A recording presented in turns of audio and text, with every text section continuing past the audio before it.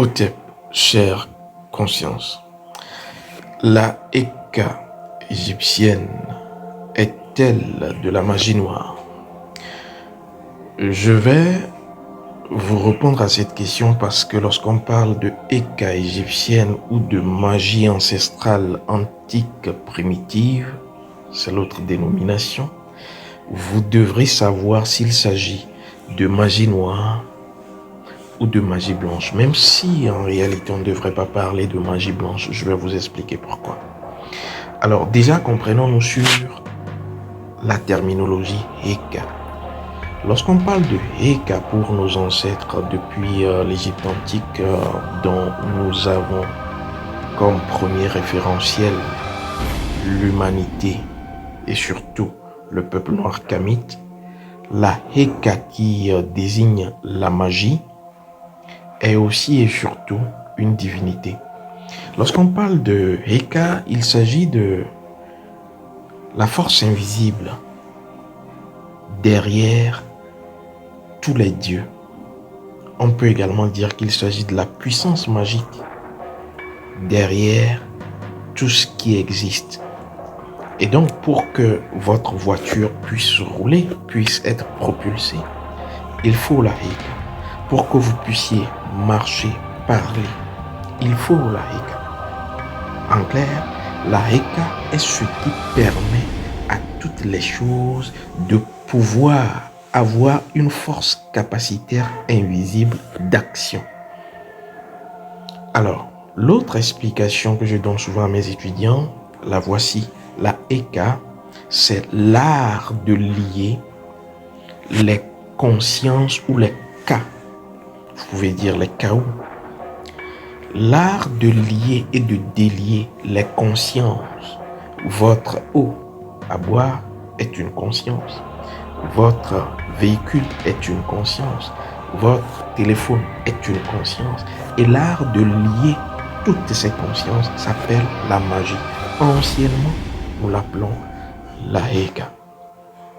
Alors, je prends un exemple. Lorsque votre dame, votre dulcinée, votre chérie ou vous-même, vous allez en cuisine, vous devrez savoir que le monde de la cuisine est le monde par excellence de la Eka, parce que là, vous liez et vous déliez plusieurs consciences. Lorsque vous prenez de la betterave, vous prenez de la laitue, vous prenez des épices, vous prenez de l'eau, vous prenez de l'huile, vous prenez des tomates, vous avez là plusieurs consciences que vous liez.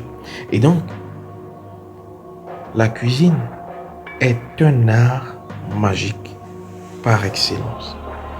Et donc, là, nous parlerons de magie naturelle, blanche si vous voulez, mais il s'agira en réalité, la véritable dénomination, d'une magie transparente.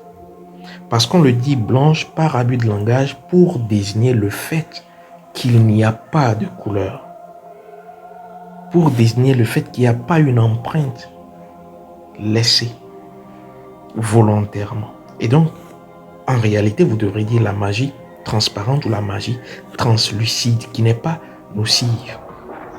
Alors, dès que vous allez, toujours étant en cuisine, faire un repas étant énervé ou avec intention derrière la tête contre la personne, intention négative, vous passez directement de la magie blanche. Vous avez compris ce que cela veut dire, la magie transparente à de la magie noire. Noir pour dire absence de lumière. Et donc, qu'est-ce qui est important dans cette affaire? C'est l'énergie derrière l'action magique. Et donc, l'énergie derrière l'action magique aura comme premier nom l'intention, aura comme deuxième nom les émotions. Et ces émotions peuvent être passives, c'est-à-dire inconscientes. Et dans ce cas, on va parler donc d'une préparation naturelle à la cuisine pour avoir un repas. Mais lorsque cette préparation est empreinte d'intentions et d'émotions volontaires qui vont être donc toxiques, je suis fâché contre une personne à qui je fais à manger, je donne de l'eau à boire à une personne. Mais avec un fond négatif, je suis en train d'utiliser intention et émotion de façon consciente volontaire, je quitte la magie translucide, la magie transparente pour la magie noire. Parce qu'il y a absence de lumière. Du fait que les émotions sont négatives. Et donc, voici ce qu'il faudra comprendre. Maintenant, je vous repose la question. La Eka égyptienne, la magie de nos ancêtres, est-ce qu'elle est une magie noire? Vous l'aurez donc compris. Cela voudra dire que la Eka n'est ni magie noire, ni magie transparente ou blanche. Tout dépend du fond de l'utilisateur et du contact que vous avez avec la cible. Et donc, dans la nature de toute magie, il y a ces deux éléments. Le fond de la personne qui fait la magie et le contact que vous avez avec la personne. C'est pour cela d'ailleurs que dans des endroits, selon vous, des plus grandes saintetés, vous pouvez avoir affaire à de la magie noire et vous pouvez avoir affaire à de la magie transparente dans des endroits, selon vous, qui sont peu salubres, qui sont peu orthodoxes, qui vous repugnent des fois. Oui, mais là, justement, vous avez affaire à de la magie translucide. Et donc, ne vous fiez pas à l'apparence parce que vous serez très rapidement déçu. Tout dépend du fond et du contact. Alors maintenant, comment faire de la magie naturelle? Mais surtout, transparente ou translucide, c'est ce qui nous intéresse. Rappelez-vous ce que je vous ai dit. La Eka, c'est l'art de lier et de délier les consciences.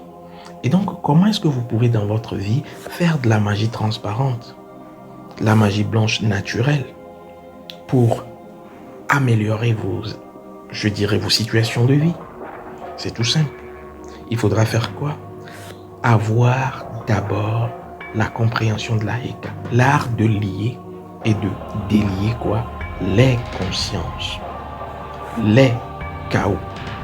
Alors ici, qu'est-ce que vous allez faire? C'est tout simple. Il vous faut donc d'abord connaître votre nom, ensuite connaître votre conscience. Et donc, puisque vous êtes une conscience, dans des consciences, ce que vous aurez simplement à faire, c'est de pouvoir orienter votre conscience dans d'autres consciences qui vous environnent. Et donc, dans ce cas de figure, c'est tout simple. Vous aurez besoin du nom de votre conscience. Parce que c'est avec cela que vous serez dans la magie opératoire, dans la Eka opérationnelle. Et dans toutes les formes de Eka, vous avez besoin de votre nom de conscience. Alors, je vais vous dire que l'outil fondamental dans toute Eka, c'est celui-ci. Oui, il s'agit d'une corde que j'utilise souvent pour des rituels. Et donc, en magie opératoire, c'est ça, un fil, ou soit une corde. Vous aurez remarqué que le symbole même de la Eka, c'est celui-ci. Regardez bien. Et vous avez au milieu le fluide qui descend. Je ne vais pas trop rentrer dans les détails, mais pour les consciences qui seront avec nous, pour le nouvel an Kamit 62-61, vous aurez à savoir comment utiliser le fil pour faire de la Eka, pour défaire les sorts, avec simplement un fil. C'est d'ailleurs une technique de grand-mère. Hein? Quand vous voyez nos grands-mamans au marché, par exemple, qui s'attachent avec des nœuds leur pagne, cela voudra dire que c'est fait sciemment. C'est une préparation antique. Et quand vous maîtrisez cet art avec un fil qui ne doit plus vous quitter, où que vous soyez, vous pouvez faire de la magie, vous pouvez faire de la Eka opératoire et opérationnelle. Je vous donne rendez-vous donc pour les consciences qui seront avec nous pour le nouvel an Kamit. Je rappelle que nous avons donc démarré les inscriptions. Tout commence le 14. Et donc, à partir du 14 au 18, nous serons dans la semaine des 5 divinités. Otep.